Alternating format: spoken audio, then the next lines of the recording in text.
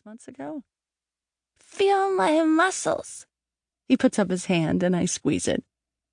I think you are even bigger than your dad, I say, bending to kiss him on the neck and blow bubbles in his neck. He squeals out in delight, and it's music to my ears. Chelsea! I hear my name being called and look up to see my sister-in-law, Emily, coming toward us with a baby on her hip. The smile on her face matches Ethan's. My 1-year-old niece, Aubrey, chews on her finger while she looks at me and smiles. Well, hello there, pretty girl. I take her from Emily, and she claps her hands, showing me her gummy smile. You look fabulous, she says to me. I love those jeans. I nod, looking down at the black jeans I put on today with a white shirt and a short black leather jacket. City chic, but also okay for the country. What are you doing here? Emily asks, and I just look at her. I'm here to babysit my 2 favorite people in the whole world, I tell her, looking at my brother. Someone called and begged and pleaded. I did not beg or plead, Ethan says, walking to Emily and putting his arm around her shoulders. He said he's naming the next baby after me. I wink at her and they both laugh now. I just made her feel a touch guilty that she hasn't put Aubrey to bed in 6 months, he says, turning now and walking into the house. Ethan, Emily says his name. She just got back 2 days ago. I knew that the minute I graduated, I would be going back home. I did my training in one of the busiest hospitals in the state. I went from the emergency room to surgery to obstetrics to see what I really wanted. And in the end, I just loved the emergency trauma. It pushed me on so many levels, and I found it challenging. It also gave me a chance to work with different doctors.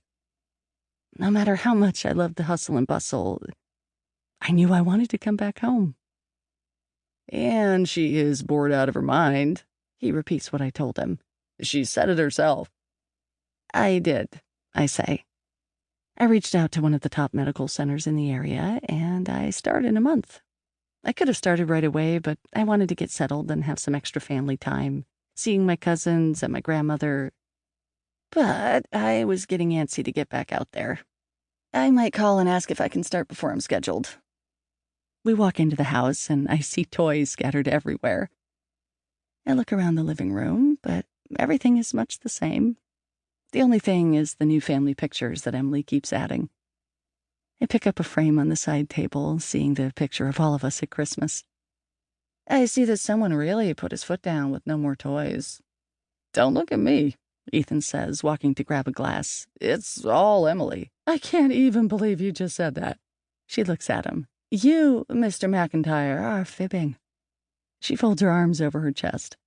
Now, I'm gonna take a shower and even put on jeans. Jeans are overrated, I say. They also judge you. Don't listen to them.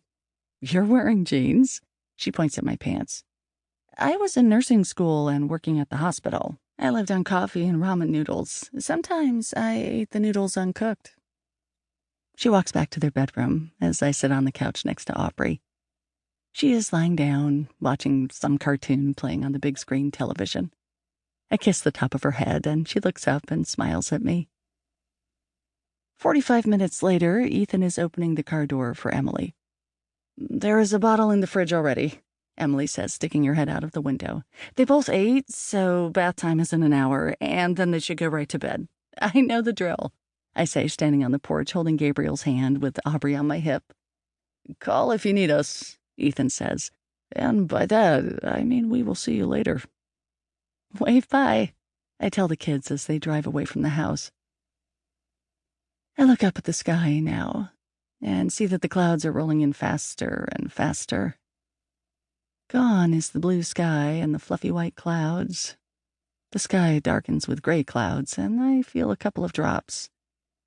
I smell rain, I say to Gabriel as we turn to walk back into the house before the sky opens up and the pouring rain starts.